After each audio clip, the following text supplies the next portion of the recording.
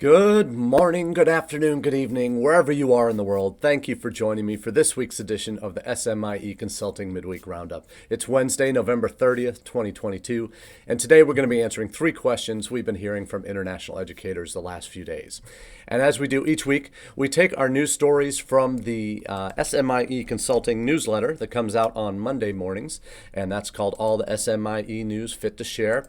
And I'm dropping the links to the most recent edition of the newsletter, as well as our SMIE Consulting website, where you can subscribe to the newsletter if you're not already subscribed, if you prefer it in email format.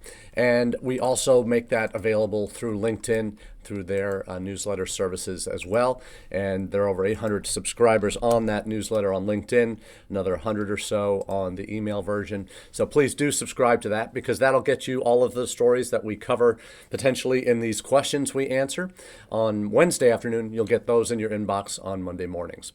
Those are our quick takes on Monday, and we go a little bit more in depth into some of those key issues that we see coalescing around a few different news stories each week. So please do subscribe. Thanks again to those that are watching live here on Facebook, LinkedIn, YouTube, or Twitter. Really glad to be a part of your weekly international edification. We always try and make this interactive as possible.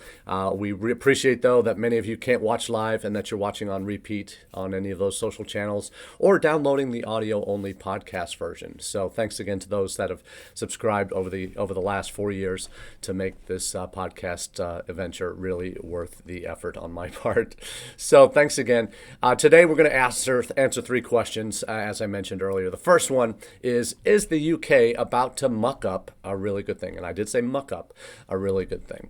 And this all centers around recent news that's come out from number 10 with the new government in charge under Rishi Sunak, who has had members of his cabinet, particularly Home Secretary Suella Braverman, be very critical of the increase in the net migration figures, which have impacted obviously services and everything else that the UK government provides to migrants to the UK.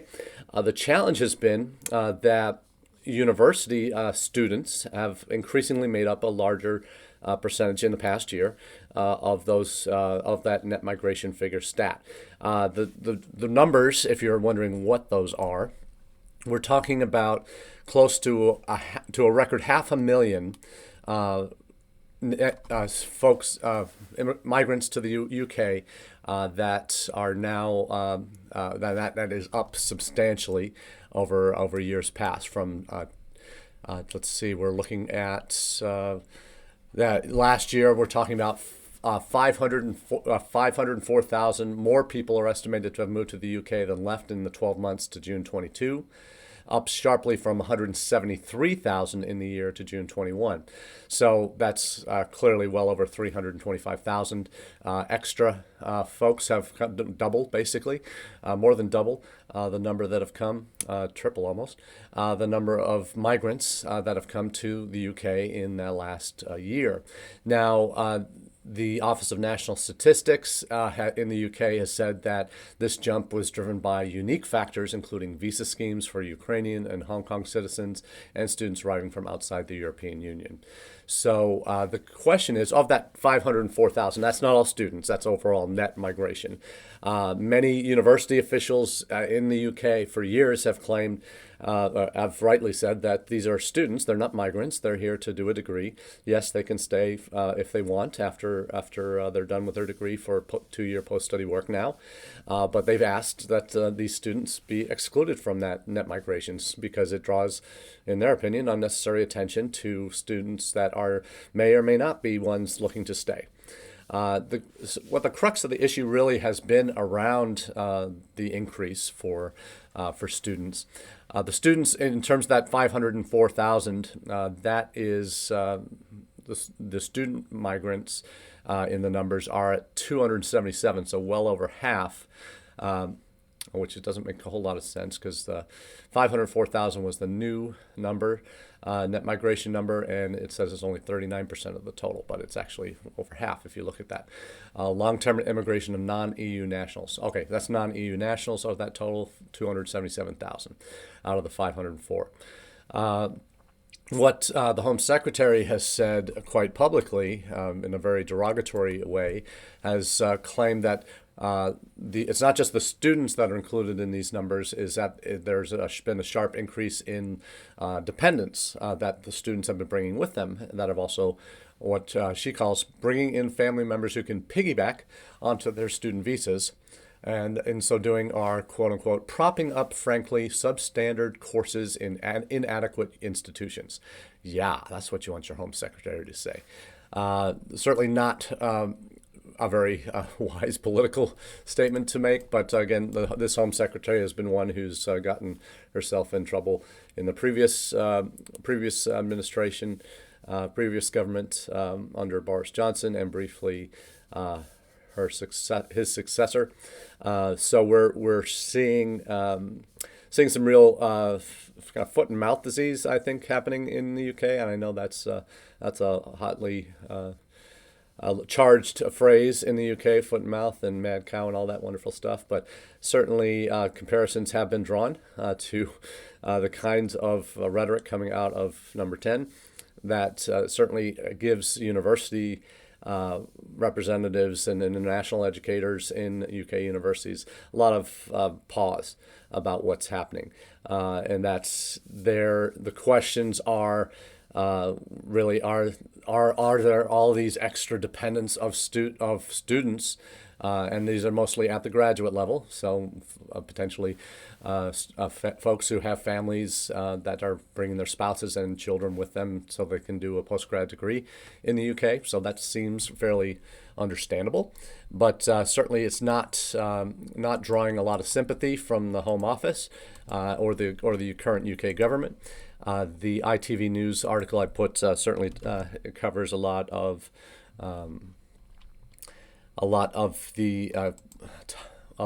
the language coming out of the current government, but there's also a piece from The Guardian where the cap that might be put in place on international students and their visas could, in the kind of warning signs, could send UK universities over the edge, and that the challenge is what Number 10 has refused to indicate what they think these low quality, what do they call them, low quality degrees at these low quality degrees at inadequate institutions might mean. That's obviously making a lot of university officials kind of step up and take notice, and that might be something that we think about. Like obviously outside of the elite Russell Group institutions, those will probably be protected from this kind of cap, and clearly not the inadequate institutions. But we see the challenge being here in the UK now is damage control on the part of the universities, that having to make the case, as I mentioned earlier, to remove student visas from the net migration numbers, even though the families that come along with students at the postgrad level may be more inclined to stay if they're making that commitment to come for a 1 year or 2 year, 3 year degree, that they're making that effort. So we see a lot of challenges moving forward with the UK, and certainly no real solutions in sight. At least none that have been proposed. So we'll keep an eye on that situation for you. But we look at what's happening there as a real challenge to the UK, who, if you've been following the news lately in the last couple of years, they've come out of the pandemic better than probably any other country on an all-around scheme in terms of they've seen increases in Chinese students for the first year or two of the pandemic. They've didn't have the real visa challenges that the U.S. has had, that Canada has had, that Australia has had with China. They've seen increases in Indian students. In fact, Indian students are now in the UK are now considered the dominant, or have surpassed new Indian students, surpassed new Chinese students coming into the UK this year. So that's the first time that's happened. So there's a lot of interesting dynamics going on in the UK, a lot of positive momentum. We knew right before the pandemic that they had a a strategic plan by 2030 to hit 600,000 international students, and they'd already hit that prior to the pandemic. So they came down a little bit as everybody did in fall of 20, but then have built back up in 21 and 22. So they're on their way. They're talking about a new strategic plan, a new UK universities champion, potentially a new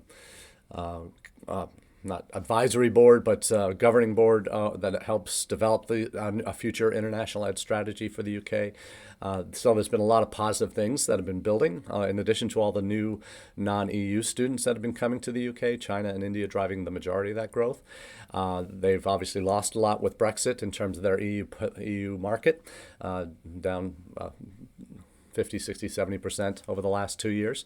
So they've had to look at other markets to help keep their tuition dollars flowing in, because obviously the European market students weren't paying, were basically paying the equivalent of UK resident rates, and just have the extra housing charges that would be normal, the same for everybody. But you see what's happening with UK now. The politics are potentially getting in the way of this really good growth that they've experienced in the last couple of years, and stunting the momentum of recruitment initiatives, particularly if there are limits on the postgrad student visas and the number of dependents that can come in with them. That risks separating families and really poses a significant challenge for universities that are considered inadequate, if they ever define that, which I hope they don't.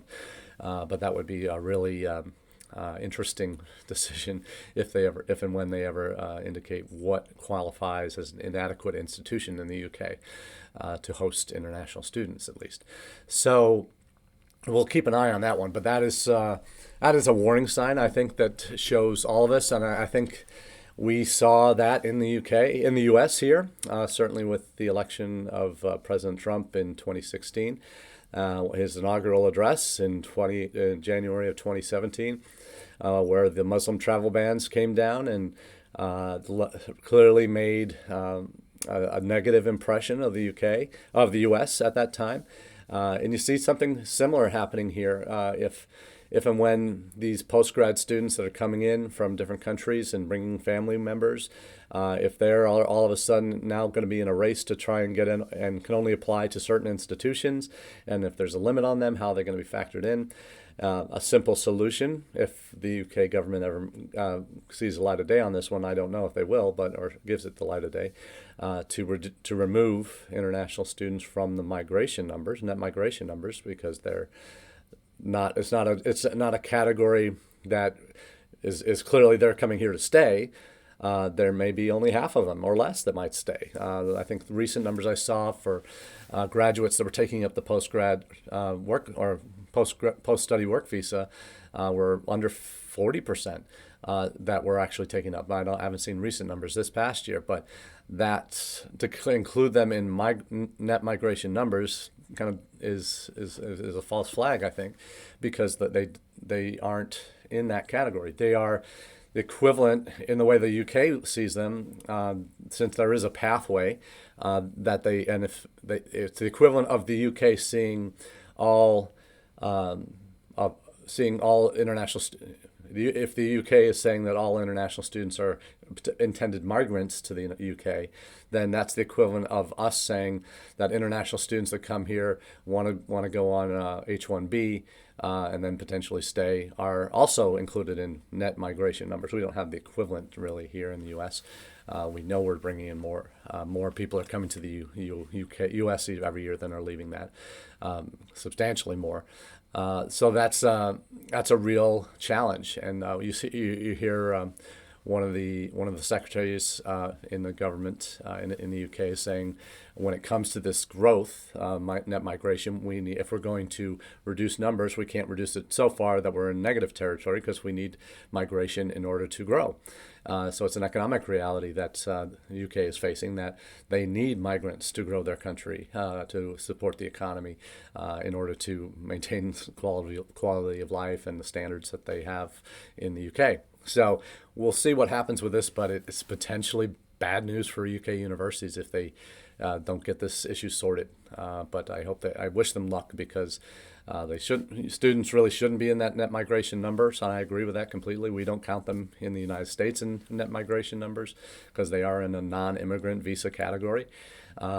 That's just the way we've categorized them. I would hope, even with H-1Bs in the U.S., that's a dual intent. You can be here just to work for 3, 4 years, 5 years, 6 years max, or you could be on a pathway to immigration. It's not and even a defined part of that visa category. It can be one or the other. So H-1Bs wouldn't even be counted in that mix as intended migrants to the U.S. So we hope that someday F1 students can be considered dual intent, so they have that option and don't have to prove at age 18 that they're what they want to do for the rest of their life, and that when they're done with their degree, they're definitely going home even after they're done with work experience. That we hope that they can become dual intent, so that those questions don't prevent quality students and who can afford to come from being able to do so. So that's always been our argument in the U.S., that they should be able to become at least in that dual intent category, which is like an H-1B, but not like what they're considering in the U.K., that they're all defined by their nature as, even though they're students coming to finish do a degree, that doesn't automatically mean they're going to stay. But they have an option to, but it's not a defined part of that visa status in the UK. But the government's counting them as if they are.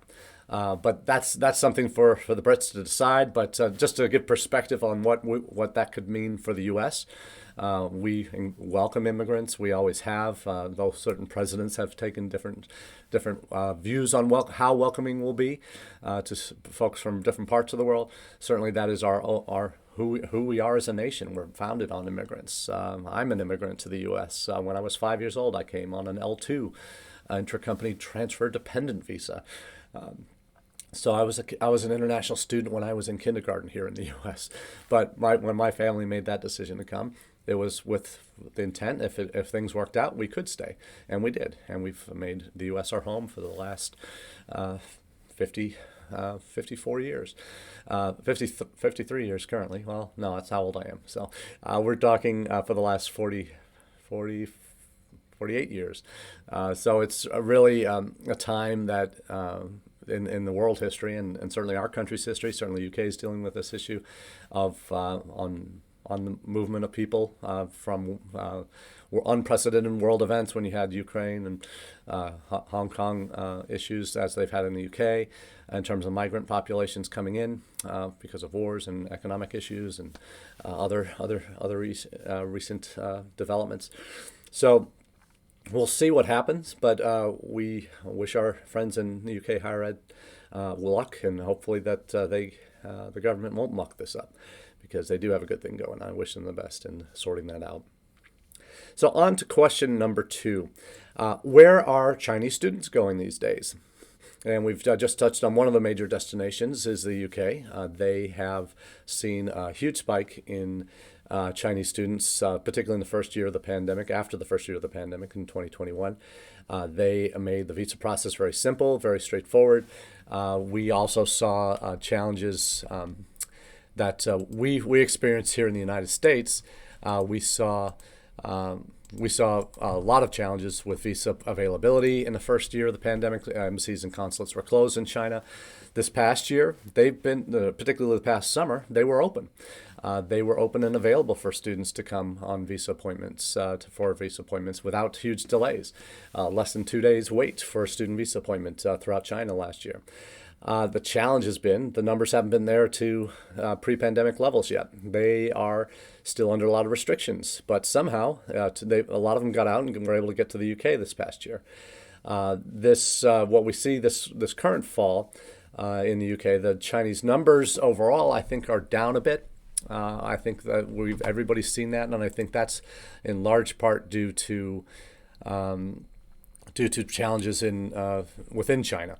And an article that I've posted into the chat that you'll see here in a second from Wes is actually their takes on what's happening with open doors data and that type of thing. So that shows a little bit of where they're coming from. But they do have a section on the continued decline in U.S. In Chinese students coming to the U.S. So even though the overall numbers are up this past year, what it does show, and the reason I focus on this article is there is a chart in there that charts Chinese students in top Anglophone destination markets, including U.S., Australia, Canada, and the U.K. There aren't current numbers for the U.K. this fall, but we do have. You see the from that chart, you'll see the U.K. numbers. They kind of peaked in 2019. Overall, 1920, and I've dropped off precipitously since then. In Australia, you saw similar. U.S. still has far and away. I think we've got double what, but just under double what the U.K. had as of last fall. Then you see Canada also having a drop during the pandemic from China, but they may be seeing a rebound with opening up a little bit there. Maybe not after Prime Minister Trudeau had a little bit of a falling out publicly with President Xi at a recent summit. So we'll see what happens there. But Australia is still struggling to regain the Chinese market. 28% of Chinese students that are enrolled in Australian institutions are still in China, again reflecting that inability to get back to finish their degrees. So we'll see what happens there. But China, in terms of a market, we talked about this a couple weeks ago. Are they going to return to the U.S.? And the hope is yes. And I still am very positive about this. We have seen some indications that things are beginning to open up, at least in terms of willingness of travel restrictions internally within China are being improved slightly. There's still widespread lockdowns in certain regions. In Shenzhen, you've got Urumqi that's been under lockdown for over 100 days. The recent apartment fire there that killed 10 people is largely being blamed on pandemic restrictions and preventing emergency vehicles from getting there in a timely fashion. You've seen what that's done in terms of protests, unheard of protests across China that against the lockdown measures that have led to unnecessary deaths. Even though as they are seeing COVID spikes, there's fears that the vaccinations that they've been getting in China haven't been of the highest quality, and that's leading to more infection rates. We already know in the U.S. that just because you're vaccinated, fully vaccinated and boosted, that doesn't mean you're never going to get it. Just means your symptoms will be a little bit lighter. I think we've realized it's endemic now. It's not a pandemic anymore. It's here to stay, and there'll be variations on COVID that will be around for years. But it's one that we're managing. People are still dying, yes, but unfortunately that deaths would occur because of the flu. Deaths occur because of other diseases and viruses that pop up from time to time. It's unfortunately something that has become endemic in the U.S. and we're managing it. China is with the zero COVID policy. We know what that's done. It's hurt their economy. It's hurting production on. Talk about supply chain issues that come from China. That's part of the reason with lockdowns. That, for example, the Foxconn factory in the eastern part of the country that has been under serious lockdowns. They've just had some of that lifted. That was impacting share prices of Apple, for goodness sakes, because that's where some of the iPhones are made. So there's a lot of challenges here, and I go back to one of the most important books I ever read was The World is Flat by Tom Friedman, just talking about those supply chain issues and how everything is connected across the world. And this is something that expands beyond viruses and beyond borders clearly, and that's the impacts are global. And China has kind of suffered under that the last almost 3 years now. So as we look at China as a source market for students, we know that they are still the largest overall. They're becoming, as the new international numbers showed in the U.S. this past year and in the U.K. that we just shared a link on, India has surpassed China in both the U.S. and the U.K. as far as new international students coming, and that crossover, China's been in the lead for over 15 years, or at least 10 years at least, in as the number one source of international students in the U.S. India will surpass China this year. Can China come back? Yes, but will it be to the same volumes we had in 2017, 18, 19? Probably not. I don't think that'll get that close. Well, part of the reason for that, and as we talk about where the Chinese students going, is we know that they have many more options beyond just the Anglophone countries. We know that for mainland Chinese students, Hong Kong is becoming increasingly a preferred option. Other East Asia centers, hubs, university hubs in Malaysia, in Singapore are becoming more popular.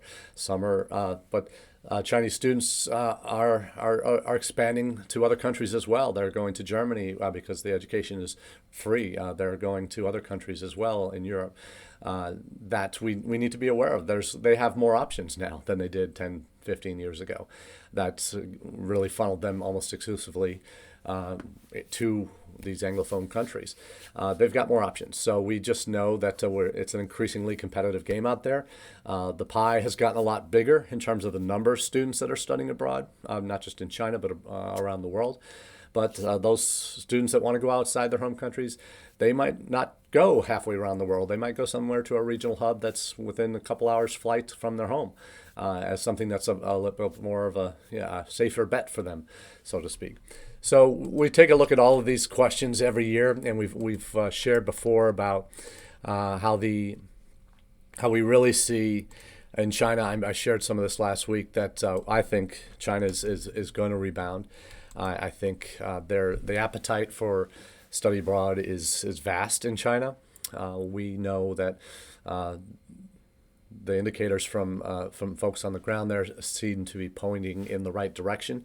We know the Chinese government is eager to improve relations with the U.S., particularly with U.S. universities that they've become so reliant on as a way to send their talented youngsters abroad to receive high quality education and bring those skills back to China. And that's something we do know, is that the greater majority of Chinese students that come to the U.S. will take their degree, when they're done with their degrees, will go home. There will be few, and 10, 15, 20% that might stay and do their OPT, might get into the H-1B pipeline and become permanent residents and citizens someday. But the greater majority do go home, and that's just a fact that we've come to understand in the U.S. And I think the Chinese universities see that as Chinese government and Chinese universities that are increasingly looking for partnerships.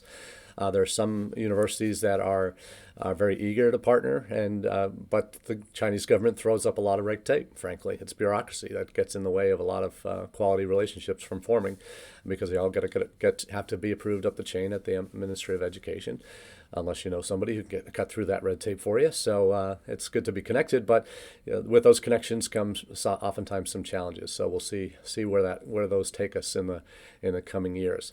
But Chinese students are going abroad in record numbers still, not just to the U.S. And we've seen drops. The U.K. has seen a little bit of a drop, but more of an upward tick from China. Canada's seen drops. Australia's seen drops. But they have many more options, and that's why they're going. They want their education abroad. They want to learn from the best and bring it home and become the best. That's their plan. That's how the Chinese government functions, is everything's with a longer-term vision in mind.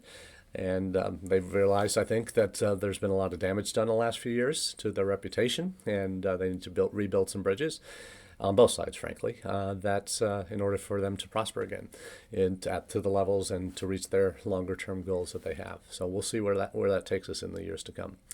Last thing, quickly, I'll finish with, are law schools going rogue? And this is a fun one. A little bit of a clickbait, but hey, you're not clicking on this one just for the story. Law schools in the United States have increasingly started to buck the trends, or buck the ranking system, and bucking requirements for testing. So it's interesting. We had two stories this week, both from Inside Higher Ed, that shared that law schools are beginning to reject the U.S. news rankings, and they're doing so for a number of different reasons, but it's being led, thankfully, by the ones that are typically at the top of the list. So Berkeley, Columbia, Georgetown, Stanford joined the movement started by Harvard and Yale to boycott, basically, for lack of a better word. Even though Yale has been at the top of the list for years, they consider it. This is the Yale's law dean, Heather Gerken, has called the rankings profoundly flawed. They disincentivize programs that support public interest careers, champion need-based aid, and welcome working class students into the profession. And that is perfect. I love that rationale because when you think about it, and it's coming from Yale, which produces Supreme Court justices and federal circuit court judges, and some of the more prominent legal minds in the United States are graduates of Yale Law School. So when you have the top law school in the country saying that, hey, these rankings aren't what we should be about. We should be about the public service side of things, and talking about first gen, and talking about need-based aid, and working class students that want to become lawyers. All of that is something that is encouraging to see coming out of law schools, and top law schools for that matter. So you've got, on one hand, you've got these top law schools rejecting the rankings, and you also have the ABA, the American Bar Association. Had a panel that voted to lift test requirements starting in 2025. But the group's governing body still needs to approve the change. In that panel that was assessing whether the LSAT should still be required, the LSAT being the GRE being one of the tests that most law schools will take, they voted to remove that. Currently ABA allows law schools to use either LSAT or GRE. But by 2025, this panel has recommended that LSAT be made optional. That law schools have the ability to be test optional. So it's interesting to see this. It's the Strategic Review Committee, and talked about the importance of access, and that seemed to be one of the cases for why it should not be. And this is it's kind of a little bit rich, but that by removing the LSAT, it's removing access for, in fact, the 60 law deans that, which represent fewer than 1/3 of the total, wrote to the council that made this decision that they worried that the change would hurt minority applicants. They wrote that the change would diminish the diversity of law schools' incoming classes by increasing reliance on grade point average and other criteria that are potentially more infused with bias, blah, blah, blah. At the very least, we believe that more data on study on the effects of the precipitous change are needed. So interesting to see that. And obviously, international students, when they're considering law in the United States, 95% of them aren't coming for JDs, so it's really not that big of an issue. We do get some of those that have permanent residency, international students that come in and want to go to law school eventually, so that might happen, or they get married and they want to become a lawyer in the U.S. That happens. We've had that happen at UNLV, but this is part of what I see.